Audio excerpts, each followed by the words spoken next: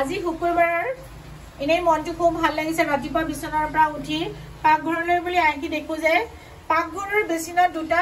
grass cup কেনেকৈ নাচি আছে কেনেকৈ আবিৰ্ভাৱ হ'ল আচৰিত হলো চাই মাছ দুটা কৰ পৰা আহিলে ক'ব নোৱাৰো কিন্তু আজি আমাৰ এই শুক্ৰবাৰ দিনটো আমি পবিত্ৰ দিন হিচাপে মানি লওঁ আৰু ভাবো এনে মনত আলহী আহিলে বা কোনোবা ঘৰলৈ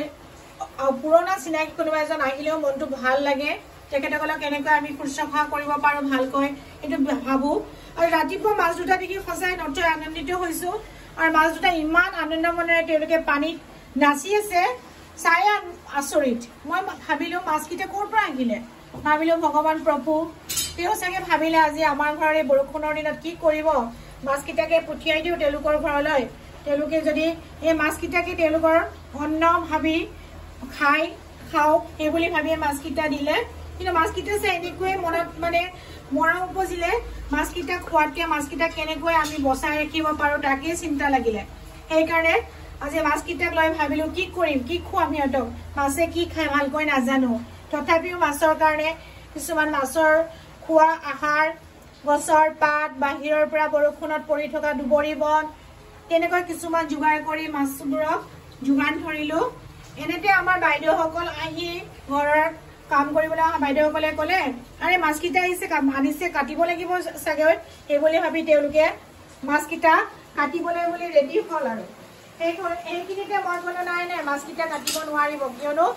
মাছকেইটা যি আনন্দ মনেৰে তেওঁলোকে মনৰ সুখ দুখ পানীৰ মাজত উপভোগ কৰি আছে তেনেকৈ যদি আমি মাছকেইটা কাটি দিওঁ তেওঁলোকৰ মনত বৰ দুখ লাগিব কিয়নো মৎস্য বা জীৱ বধ কৰাটো এটা মহাপাপ সেইকাৰণে আমি মাছকেইটা কেতিয়াও মাৰিব নোৱাৰো যিমান দিন জিল্লাই জীয়াই থাকক সেই বুলি ভাবি মাছকেইটা এই বেচিনত থকা পানীখিনিতে কাৰণ কি আমাৰ পুখুৰী নাই বাহিৰৰ বহুত বৰষুণ ৰাখিবলৈ ঠাই নাই সেইকাৰণে বেচিনত থকা পানীখিনিতে মাছকেইটা নিজৰ পাংখৰ পৰা নিজৰ মানে ফিচাৰ পৰা কেনেকৈ নাচি উপভোগ কৰি আছে চাই মনত আনন্দ হৈ পৰিছো তেওঁলোকৰ মনৰ দুখ সুখ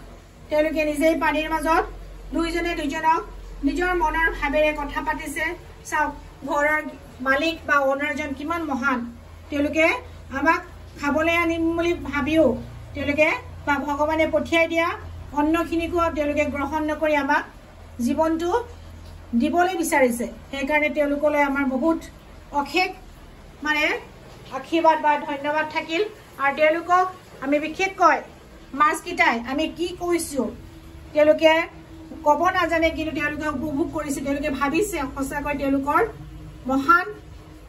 মহান পবিত্ৰ মনেৰে আমাৰ মাছকেইটাক তেওঁলোকে নিজৰ